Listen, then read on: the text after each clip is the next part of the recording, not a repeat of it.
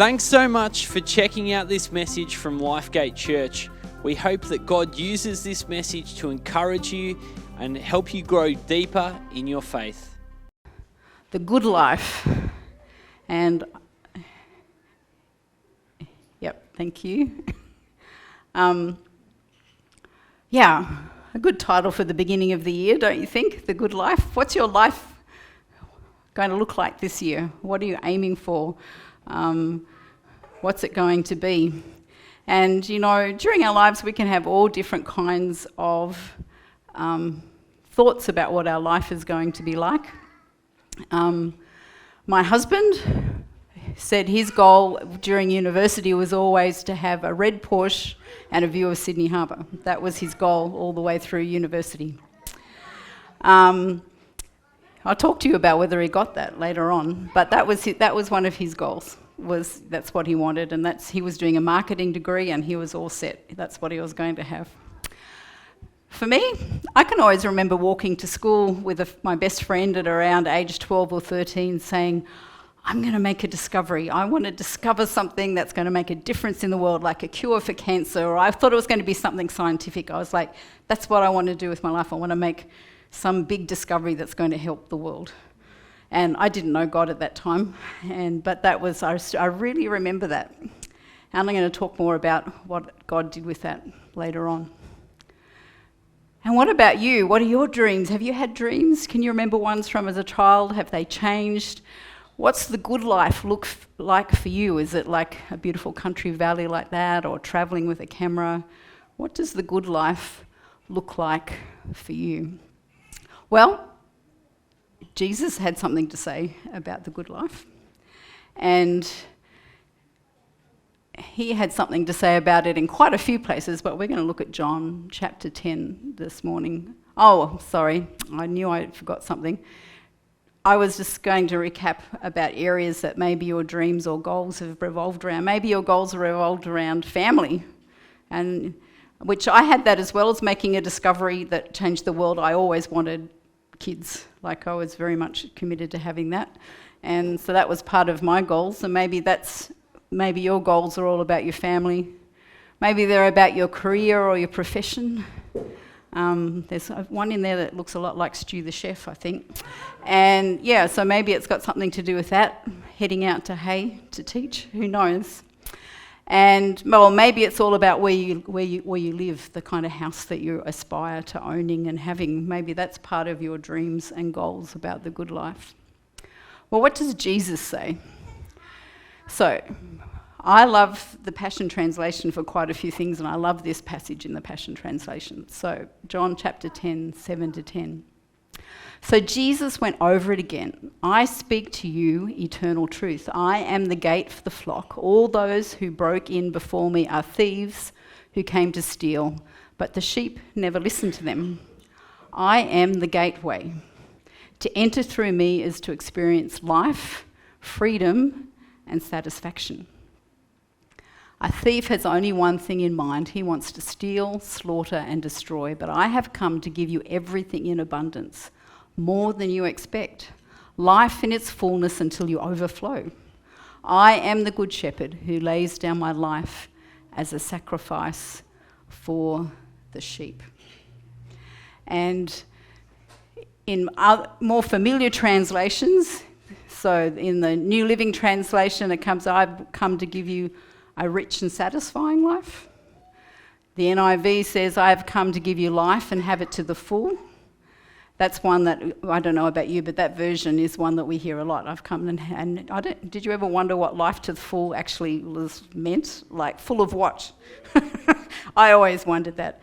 The ESV, NASB, King James all say, I've come to give you life and have it abundantly, an abundant life.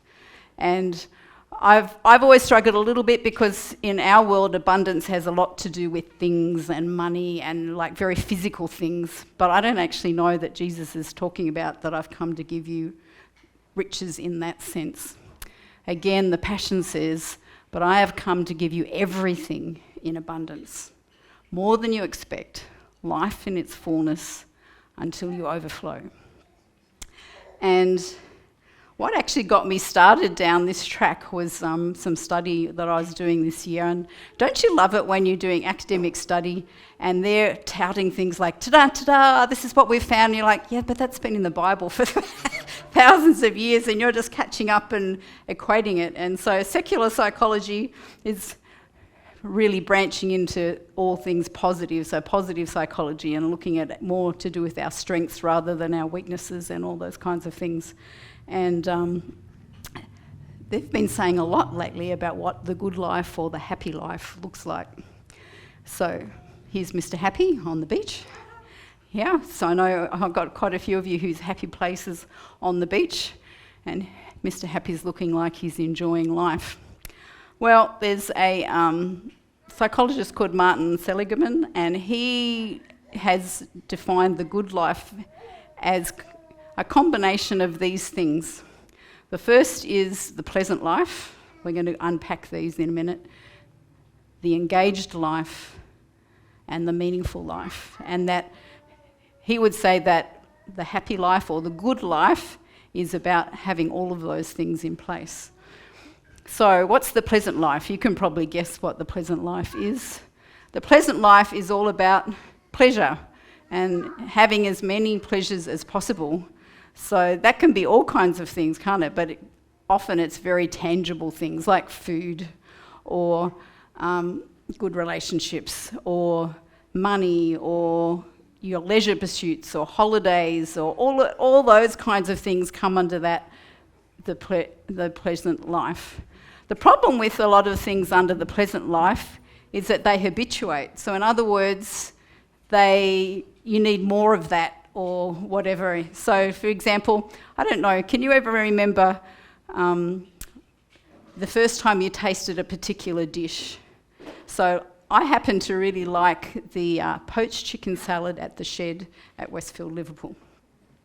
It has all this, it has a berry compote in it, it has this amazing nut mixture through it, it has a bit of, it's nice, just the right mixture of salad. It's one of my favourite things, and I go there every now and then and have it. But I find if I have it too often, I don't like it, like if I've had it, yeah, and in fact I'm almost at the point now where I'm a bit bored with it, so it's not doing it for me anymore.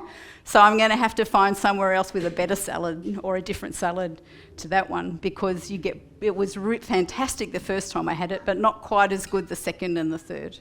And that's what happens under the pleasant life. So it means that a lot of things, the enemy often comes in this area. Remember in the passage it said the enemy comes to kill and destroy, and he often traps us in this area of our life and causes us to often suffer from addictions. And let's face it, there's all kinds of addictions. I would have to say that one of my biggest struggles in life is sugar. I'm still very much, and I feel like I'm on Groundhog Day or Groundhog Year, because last year my main goal was my health.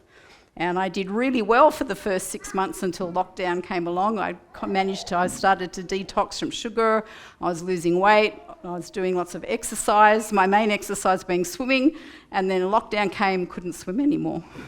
Couldn't do all the stuff, and slowly but surely, I didn't put it all back on, but I put a fair bit of it back on, so now I'm back at square one. I started swimming again last week, and I'm like, okay, here we go.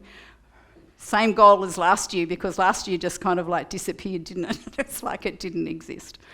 But the enemy can use it. So I'm still dealing with an addiction to sugar, but there's all kinds of things. But what did Jesus say? He said, seek first the kingdom of God and his righteousness, and all these things shall be added to you. And he had been in the passage before that talking about food and clothes and the things that of day-to-day life that we need. He said that you will have, and remember, if you combine that with he's going to give you life and life to the full, it's kind of taken for granted that God made a good world with good things in it and things for us to enjoy. And so he's not a killjoy. He wants us to enjoy the pleasant life. He wants us to have those things as a part of the good life. So the next thing that Martin Seligman talks about is the engaged life. And the engaged life is where you work out what he calls them signature strengths.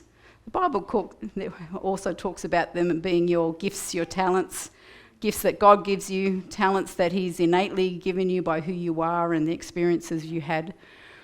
And Martin says that if you find those and you work, your relationships, your play around those things, then you will get much more enjoyment from life by using your strengths and being engaged in life.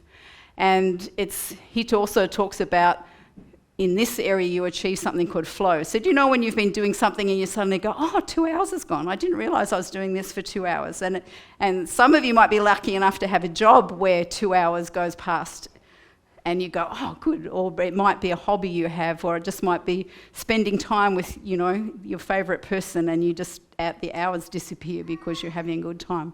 That's part of what the engaged life is about, is having those things in place. And there's quite a few studies too that show that once you're earning enough money to get out past poverty level, where your needs are being met without having to struggle too hard, that anything past that doesn't actually add much to your enjoyment of life, because the research shows that your life enjoyment comes much more through your relationships and those kinds of things than it does with actually how much money you have to spend once you've got the basics covered. So that's part of the engaged life, that you've found out who you are and something of what you're about, and you're being able to use it in your everyday life. And then there is the meaningful life. So the meaningful life is taking those signature strengths and using them in the service of something larger than yourself. And that will give you lasting satisfaction and fulfillment. Where have we heard that? Doesn't that just describe the Christian life? It's like, did you really have to do lots of research?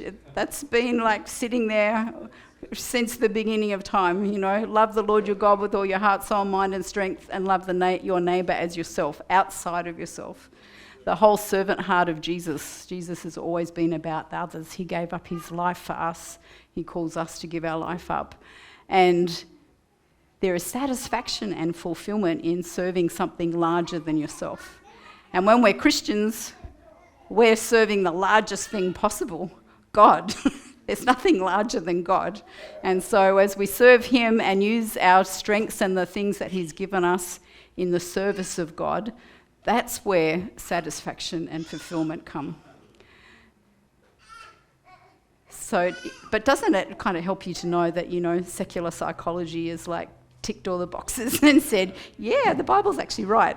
Not that you ever actually read that in too many places from them, but that's true.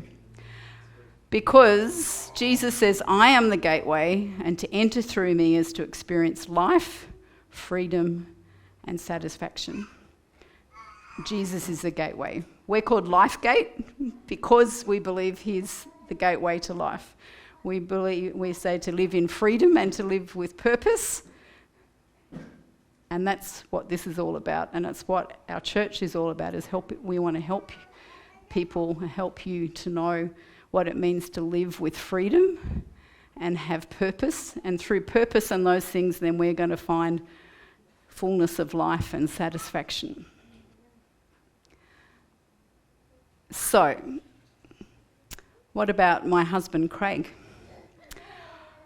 Well, at the end of university, he gave his heart to the Lord and gave up on that dream and decided instead that he wanted to share Jesus with the world, and went down the track of missions. And we spent most of our married life overseas telling people about Jesus and just generally loving and helping people.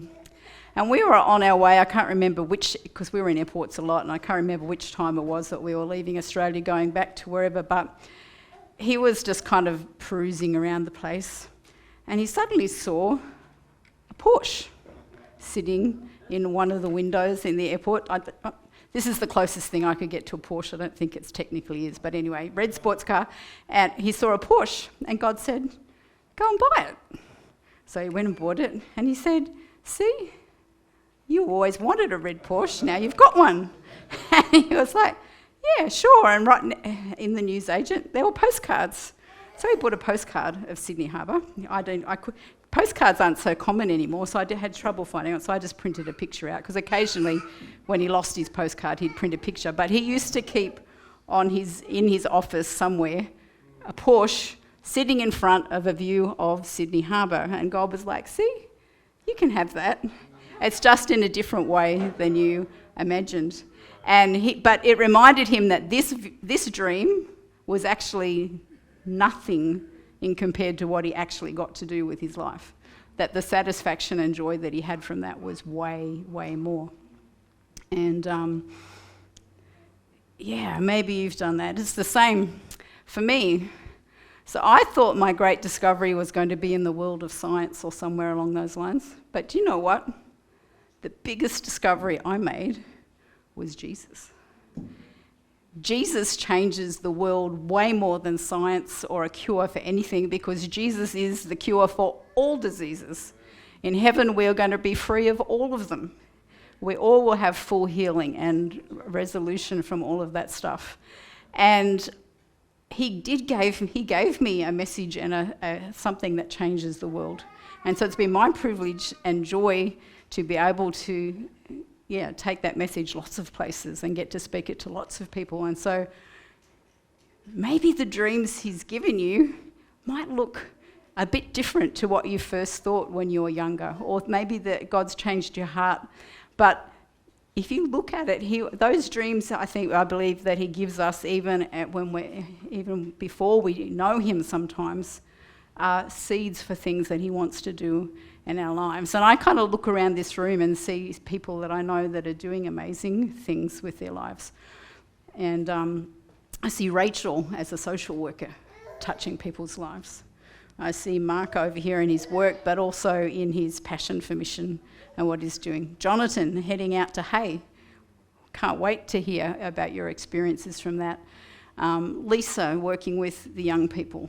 All the different ones here. I could say something about all of you, because everybody sitting in this room is finding ways to have meaning and purpose and to live the good life. So the good life is all of it. God wants us to have pleasure. Pleasure is not a bad thing unless it becomes an addiction. And if that's what life is all about. And the one thing I would say, though, is that I think the enemy wants to trap us in this area of life and get us fixated on that and worried about how much money and how many things we can buy and what we do with stuff and where we go on holidays and all of that. And that's where all advertising is targeted. Okay, all advertising is targeted at you in the pleasant life. And so we need to be a bit careful on that one. And we can also get stuck in the meaningful life where we only use the gifts and talents we have for ourselves and the people that we like or our families. We can get stuck in using those just to benefit us.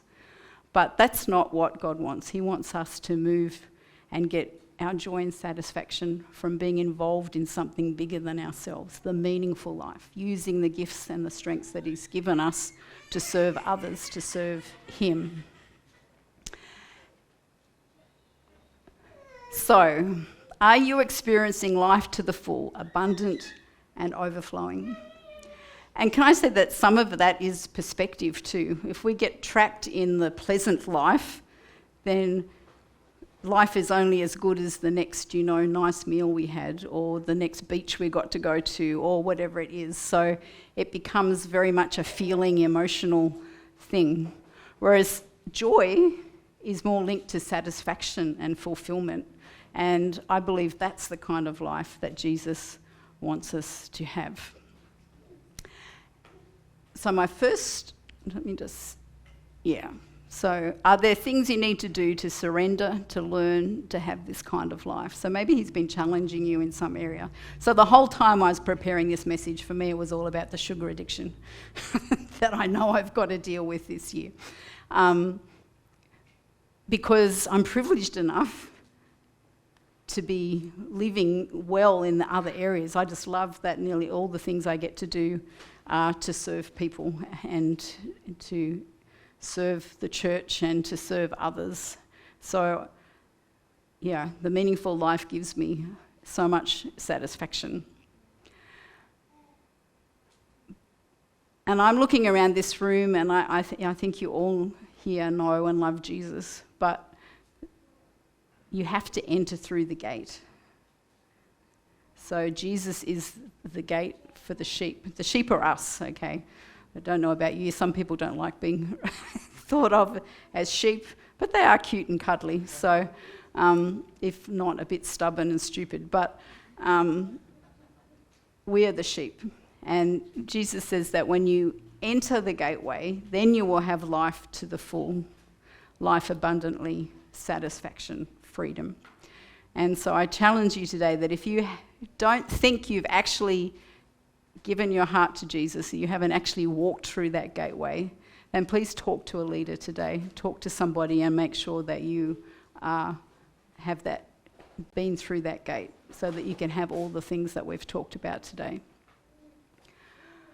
Because as a church, we want you to live in freedom and to live with purpose and have a good, abundant, satisfying, purposeful life.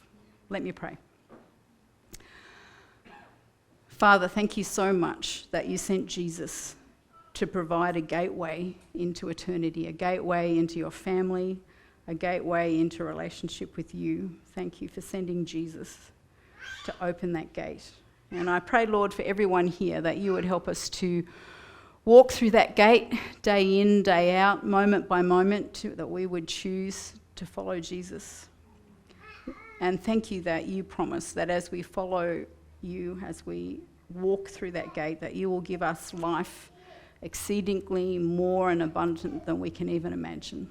That you will bring freedom,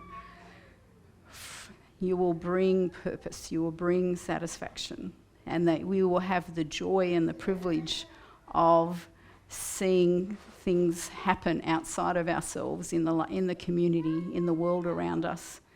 That it's such a privilege to live with you and see you work through us to touch others, Lord. So we just commit ourselves to you this year, in 2022, with all the uncertainties, Lord, with all the unknowns of what the actual day-to-day life is going to look like. But one thing we know for sure is that when we walk with you, you will give us what we need. You will equip us to serve others, and that joy is ours in you, regardless of what's happening with pandemics and economies and all those things, Lord.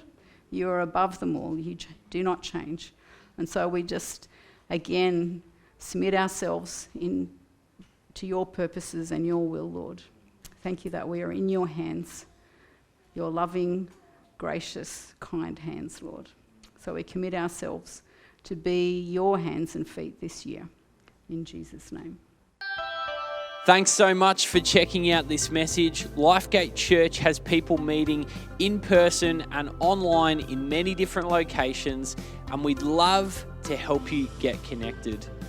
My name is Andrew, and I lead our online team here at Lifegate Church, and it's our job to do exactly that. We'd love to support you, help you get connected, and find out how you can take your next steps. So why don't you head to lifegate.org.au/online. We'd love to find out more about you and how we can serve you as a church. Thanks for checking out this message, and we'll catch you soon.